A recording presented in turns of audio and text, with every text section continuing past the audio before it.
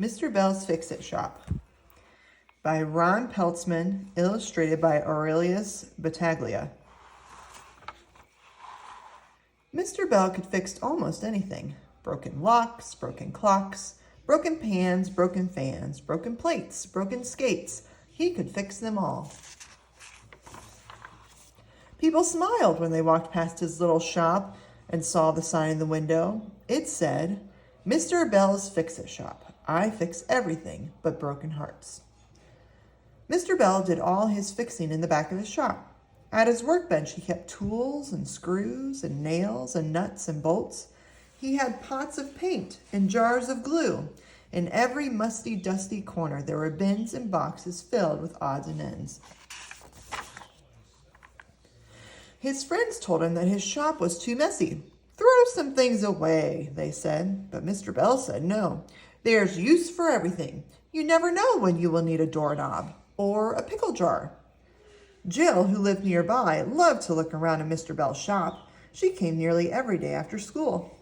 "I want to have a fix-it shop of my own when I grow up," she said. So Mr. Bell made her his special helper. One afternoon, as Jill was helping Mr. Bell polish the front window, she asked, "What's a broken heart?" "Well," said Mr. Bell, "when you feel so sad that you think you'll never be happy again. That's when you know your heart is broken." "Gee," said Jill, "I hope I never have a broken heart." One day, Mr. Bell was extra busy. Ben the barber had a radio that wouldn't play. "My customers miss the music," he said. "Don't worry," said Mr. Bell. "I'll fix your radio as good as new." Otto, the laundryman, had an iron that wouldn't get hot. "What good are clean clothes if I can't iron them?" he asked. "Don't worry," said Mr. Bell. "I'll fix that iron good as new." Sarah Stevens had a camera that wouldn't click. "I'm going to Australia," she said. "It won't be any fun if I can't take pictures of the kangaroos." "Don't worry," said Mr. Bell. "Your camera will be good as new in no time." Mr. Bell spent all afternoon at his workbench. "I could certainly use Jill's help today," he thought. "I wonder where she is."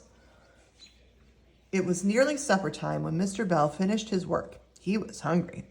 "It would be good to get home to my cabbage soup and roast beef," he said to himself. Suddenly, Jill burst into the shop. She looked very unhappy. "Why, Jill," said Mr. Bell, "what's wrong?" "I went to Grandma's house today," Jill said. "Her new puppy chewed up Rosie." She held up her doll. "Just look at her." Jill started to cry. Mr. Bell forgot about his supper. "Don't cry, Jill," he said. "I'll fix Rosie good as new." "Really?" asked Jill. She was still crying. "I promise," said Mr. Bell. "You run along now and don't worry about a thing. I'll see you tomorrow." Mr. Bell took Rosie to his workbench. He found an old baseball bat. "It's a good thing I didn't throw this away," he said. He carved a new arm and a new leg for Rosie. He smoothed away all the splinters and painted and polished the wood. "It's a good thing I didn't throw this away," he said as he picked up an old lampshade. With scissors and glue, he turned fringes and tassels into beautiful new hair for Rosie. A blue ribbon that matched Rosie's eyes became a big, bright bow for her new hair. Mr. Bell even made Rosie a brand new dress and shiny new shoes from scraps of gingham and satin. Finally, he looked through his pots of paint until he found the color that was just right for a smile. With a little brush, he painted a cheery new smile on Rosie's face. It was past his bedtime when Mr. Bell left the shop. As he rode home, he remembered his cabbage soup and roast beef. "My supper will be very late tonight," he thought, "but it will taste extra good." Next morning, Jill was waiting for Mr. Bell when he came open to his shop. "Did you fix Rosie?" she asked. "See for yourself," said Mr. Bell, smiling. "Come inside." "Oh, Mr. Bell!" Jill exclaimed when she saw her doll. "She looks beautiful." "Good as new," said Mr. Bell. Jill gave him a big hug. That afternoon, as Jill was helping polish the window, she said, "You know, Mr. Bell, there's something else I think you should fix." "What's that?" asked Mr. Bell. "This sign," Jill replied. "It says you can't fix broken hearts, but when you fixed Rosie, you fixed my broken heart too." People still smile when they walk past Mr. Bell's Fixit shop and see the sign in front, but the sign is just a little different now. The crack in the heart has a bandage painted over it, and the words above it say,